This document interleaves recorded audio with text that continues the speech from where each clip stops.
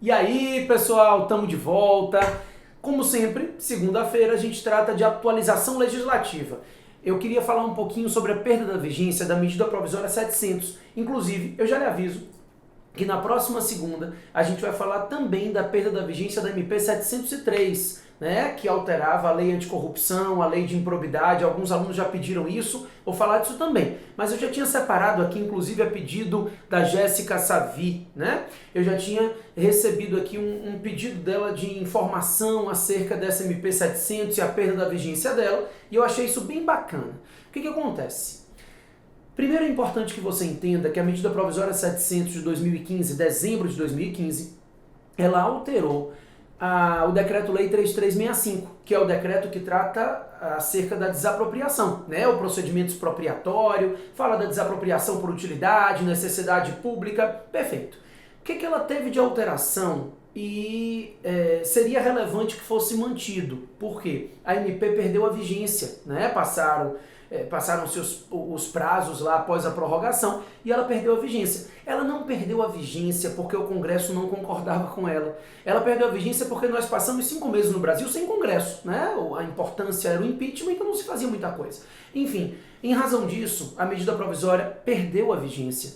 E ela, primeiro, trazia um aspecto que, a meu ver, é simples e não tem por que não ser colocado. Foi a alteração do artigo 15A do Decreto-Lei 3365, porque esse artigo 15A diz que os juros compensatórios na desapropriação são de 6% ao ano. E isso já não é aceito pelo STF desde 2001. Né? A gente tem uma súmula 618 que estabelece juros compensatórios de 12% ao ano. Então, a MP tinha feito essa adequação da súmula ao texto do decreto-lei. Isso foi superado com a perda da vigência.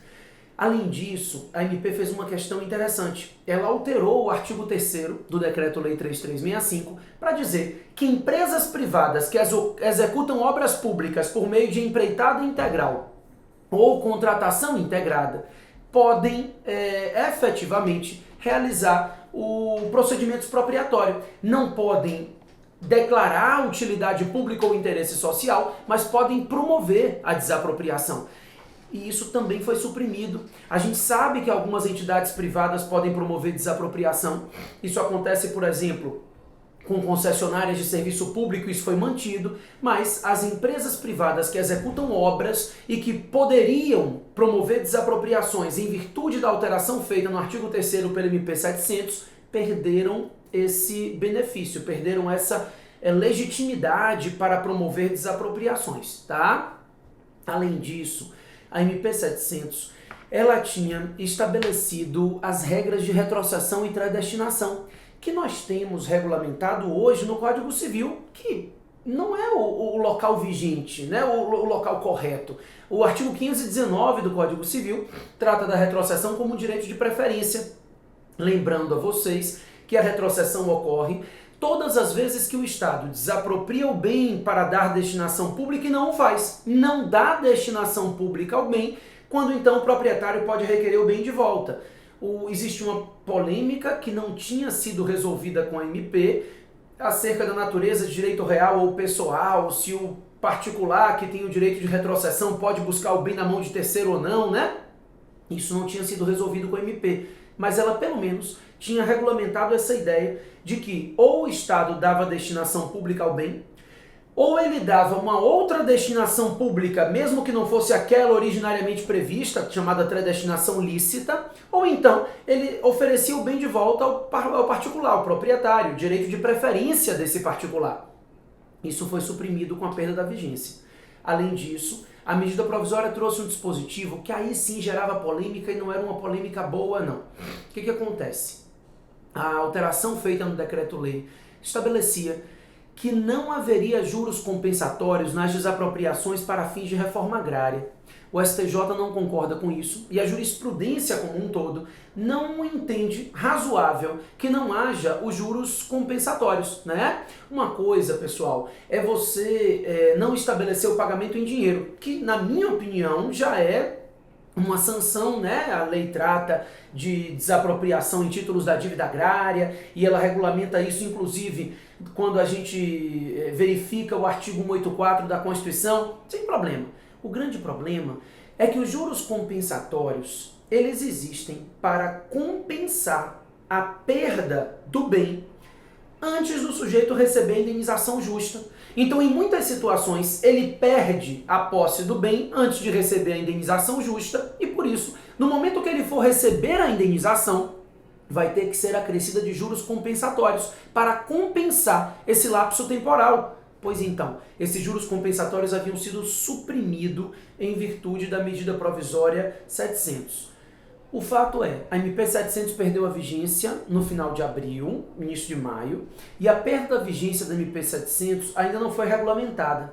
Ou seja, não houve nenhum decreto legislativo regulamentando o tempo em que ela esteve vigente, o que faz com que ela se mantenha vigente naquele período em que ela estava produzindo efeitos. Tá? Então, os efeitos produzidos naquele período vão se manter. No entanto, ela não mais se encontra vigente e a gente espera que seja editada uma lei, né, para regulamentar essas questões que são relevantes. Eu acho interessante permitir que as empresas privadas que executam obras de empreitada integral possam promover desapropriação.